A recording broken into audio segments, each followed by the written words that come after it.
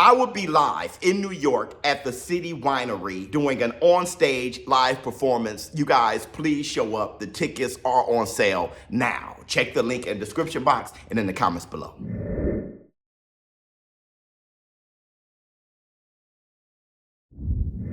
You want to fight Canelo? Would you ever entertain a fight with the Mexican monster, David Benavidez? What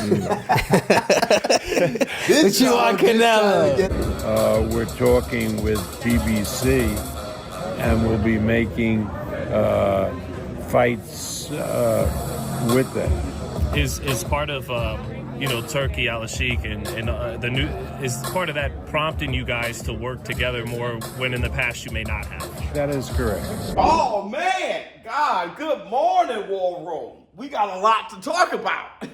We got a lot to talk about this morning. Hell, Ryan Garcia, he's back. He announced that he's back with Derrick James. We're going to talk about that.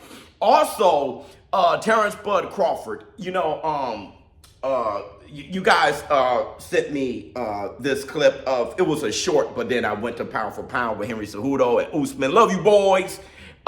Where Terrence Crawford said that he wouldn't fight David Benavidez. He might as well go to heavyweight if you're going to fight him. We're going to talk about that. I might as well go to heavyweight if I fight Benavidez. Yeah. Also, on my live for the William Zepeda versus Tevin Farmer live, you guys brought up Bob Arum, and when he was talking about Top Rank joining forces with the PBC. Love you, boys. To compete against His Excellency Turkey Al-Sheikh. We're going to talk about all that stuff. And honestly, you guys were the first ones to tell me about Ryan Garcia going back to Derrick James. And I didn't know for sure if that was the case, but you guys saw it before I did. That's why I love the War Room. Okay, so let's start off with Ryan Garcia.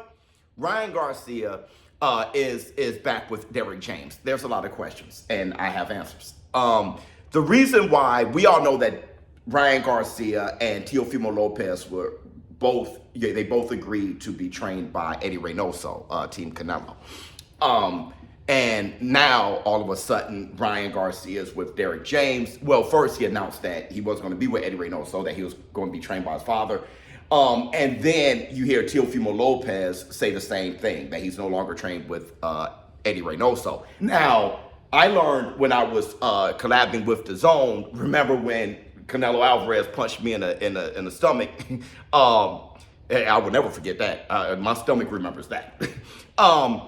I knew then why. Eddie Reynoso said that he was going to focus on Canelo Alvarez to be two-time undisputed at 168 in his fight against William Skull come May 3rd. The Canelo and William Skull fight is the next day after, May 2nd.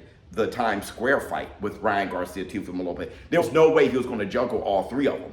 Pause. That was it. Hold on, let me get my black two sugars. I haven't gotten my black two sugars in yet. Okay. Pause. But he wasn't going to train all three, so he focused, of course, on Canelo Alvarez. That he's his prized pupil. So Ryan Garcia was going to train with his father, Henry Garcia. What I do like is that Ryan Garcia, or first, shout out to Henry Garcia, for him to be like, listen, Ryan, you have grown beyond what I was teaching you when you were a kid, okay? Now, I love when fathers take that back seat. I remember when Bill Haney, love you, boy, did the exact same thing. Bill Haney training Devin was like, okay, he's outgrown, right? But by that time, the Born Arrow effect sunk in, was already too established. But no, listen, I do remember Bill Haney saying that he needed help in his corner. And that's a great humbling moment there when you realize, you just cannot take your son to where he needs to reach. Now, so Henry Garcia and Ryan Garcia reaching back out to Derrick James, and Derrick James accepting that assignment. Listen, in the War Room, we all agreed, it was a couple lives ago, where we were like, Derrick James was his best trainer, was better for Ryan Garcia than Eddie Reynoso. And we thought about it, right? And it was like, yeah, his performances with Derrick James were better than the performances with Ryan Garcia. He had 2 fights with Derrick James. Oscar Duarte, which that was a huge, bro. Talking about a huge risk, low reward. Oscar Duarte, Ryan Garcia has said repeatedly that was the hardest he's ever been punched. Oscar is a problem, okay? Big kid, and Ryan Garcia put together the right game plan with Derrick James to beat him, okay? And he was a focused Ryan Garcia, but it was the first training camp with Derrick James, so there was a lot to learn, all right? End up flying the wisdom tooth of Duarte. First time we saw the silly shell, really, and that wasn't Derrick James, that was Ryan Garcia, but still. Follow that up with his performance, the best performance of his career, what he did with Devin, the American Dream Haney. Derrick James putting together the right game plan for that. The thing is, Ryan Garcia wasn't committed, all right, with Derrick James. And I was hearing those things early on. And they still put together the right game plan. So the first one with Oscar Duarte, it was their first time in training camp together, working together. The second time was Devin Haney, and Ryan Garcia was going through huge mental health issues and he wasn't focused. And still, those were like 2 of his best performances. You can argue the Luke Campbell performance with Eddie Reynoso, but he had that huge flaw of leaning straight back. He was doing that repeatedly, and he got dropped against Luke Campbell, and he got up and he knocked out Luke Campbell with a body shot. But what I'm saying is, against Oscar Duarte with Derrick James, you start to see that subside a bit. And then with Devin Haney, he wasn't doing that much at all. So Derrick James teaching them the fundamentals and correcting those mistakes, all right? Which, if you don't have that experienced trainer or that third party giving that extra look, right, then you can still be doing it. That was a bad habit for Ryan Garcia, like the Devin Haney born arrow effect, except for Derrick James is correcting that. I think Ryan Garcia with Derrick James is probably the best go anyway. And with Rolly, he's going to need a phenomenal jab, and Derrick James is great with that. He's great also with highlighting the attributes, the athletic attributes of the physical attributes of his fighters. Right? You see that with Errol Spence. You see that with Jermell Charlo, how he can highlight what they have, their quick twitch, the things that they have, their power, their strength, their height, their reach, all the stuff that they have. And he knows how to make them violent and execute a very violent approach behind fundamentals.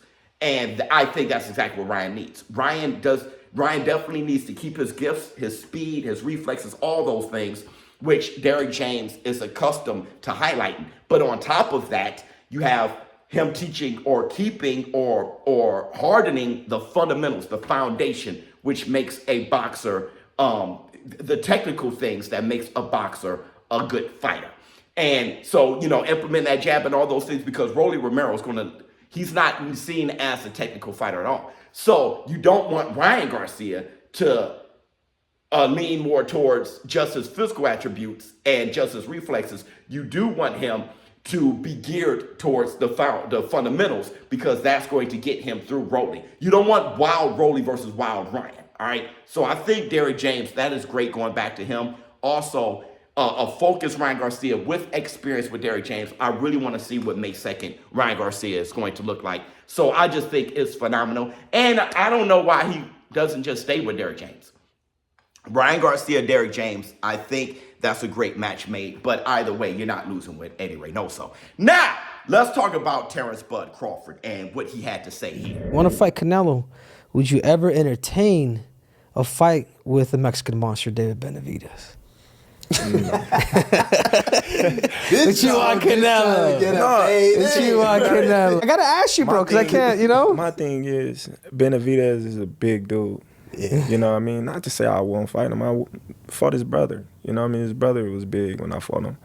But, Benavidez is a big dude. The only reason why I entertain Canelo is because he's not a big dude. Like, he might be thick, but he's not a big dude. Benavidez is like 6 foot something, Then he gonna come in 190, 200 probably, Like, yeah. I might as well go to heavyweight if I fight Benavidez. Yeah. Y'all want to know what I think? Y'all want to know what I think about that? Listen, bro. Yes, David Benavidez is too big for Bud Crawford. Bud Crawford is absolutely right. And Henry Cejudo, when he brought up David Benavidez' skill set with his size, is far too much. That's a big dude, like, you know what I mean? And he's skilled, man. You know what I mean? But here's what I have to say about that. This is why I think Canelo versus Bud is a mismatch. Because when it comes to Canelo and the Mexican monster, David Benavidez, Canelo's ducking him. It's a duckaroni when the whole world wanna see you and the Mexican monster fight. Only duckaronis won't lace up the gloves, see the boxing ring and don't wanna go inside. Canelo should fight him, but not fighting him is considered a duck. People think Canelo is scared not to fight him. But when it comes to Bud Crawford fighting David Benavidez, rightfully so, it is insanity to think that's a matchup that needs to happen. Meaning, you think that Bud Crawford versus David Benavidez is like fighting a heavyweight and insane, but Canelo is ducking him, which I think he is. But the point is, how the hell does Terrence beat Canelo then? It really doesn't make sense to me, right? Terrence versus Canelo is an even fight. But when it comes to the Mexican monster, oh my God. Listen, bro. But when it comes to Canelo and David Benavidez, he's ducking him. Bro, I think everything is true except for the fact that Canelo isn't a mismatch for Bud. Or how about this? It ain't crazy to think that Canelo's a mismatch for Bud. But if you are saying that, listen, ShowBizz, Terrence and Canelo is the same size, then all that does, like I said before, it proves that Canelo Alvarez is greater than Bud. Because Canelo and Bud is the same size. But when it comes to David Benavidez, that's like Bud fighting a heavyweight, and it's stupidity. I might as well go to heavyweight if I fight Benavidez. Yeah. But Canelo is ducking him because Canelo has done all these things that Terrence Crawford is impossible for him to do with them being the same size. Me, I don't think they're the same size. I think Canelo is bigger than Terrence Bud Crawford. And I think it's a mismatch. I think Canelo is too skilled. He's skillful enough to fight David Benavidez, the heavyweight, but he's big enough to be able to hurt David Benavidez and absorb his shots because he has campaigned at 168 and became undisputed at 168, and he fought at 175, where David Benavidez is fighting right now, and he was successful at 175. Good fight with Bivol. David haven't even fought him yet. And Canelo Alvarez knocked out Kovalev, all right? So all I'm saying is, I'm not thinking of a triangle theory at all. I'm trying to think of everything the comment section y'all will say, the Bud Buddies will say. I'm not saying the triangle. I'm just talking about how Bud fighting the Mexican monster is insanity, but Canelo's ducking him. But somehow Bud and Canelo the same size. But Bud is greater than Canelo. It's like, it doesn't make sense to me. Like, none of that makes sense to me. What makes sense is Canelo and Bud is a mismatch, and Canelo should knock out Bud Crawford. All right? Now, let's move forward. Bob Arum, he said he's going to join forces with the PBC. We're talking with PBC, and we'll be making fights with them. Now, this is why a lot of people say His Excellency Turki Al-Sheikh is saving boxing, all right? I know, at least from my perspective, I'm not saying that Turki Al-Sheikh by himself, with the actions he literally saves boxing by himself. That's not what his impact. Now you have Top Rank and PBC joining forces to compete against Turki Al-Sheikh. All of this helps you. the fan. Is part of Turkey Al-Sheikh and the new is part of that prompting you guys to work together more when in the past you may not have. That is correct. Okay. So that's competition in the marketplace is a good thing, kind of thing. Yeah, absolutely. Yeah. See, forget who you are attached to, or forget being like, I'm for this promoter, I'm for this team. Be for team fan. Be team yourself. Because as they join forces to compete against Turkey, that means that they have to raise the level or quality of their product. In doing so, the consumer wins. Because you don't want to raise the price because Turkey Al-Sheikh is lowering the price. So now you're having higher quality products that cost less to you. If you guys don't like that, I don't know what the hell's wrong with you. Top Rank and PBC joining forces as a result of Turkey Al-Sheikh's impact on the sport of boxing is great. And it's an indirect credit to Turkey Al-Sheikh and what he does. If not an direct credit to Turkey Al-Sheikh and how he's impacted boxing so far, right? So what I'm saying is, there are things that are now possible that I thought wouldn't be.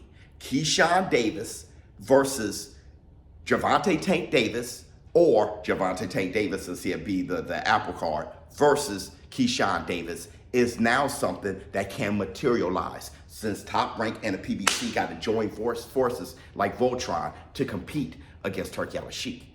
We are seeing matchups with Riyadh season that we thought we'd never see. And there's many more. As long as Turkey Al-Sheikh can imagine the matchups happening, the matchups are going to happen, making the fan base happy. Now, what makes us happier is that other promotion companies got to raise their game in order to compete. That's the difference between a competitive market and a monopoly. Competition always works for the consumer. Let me know how you feel in the comments below. ShowBizz, little dope. I'm out.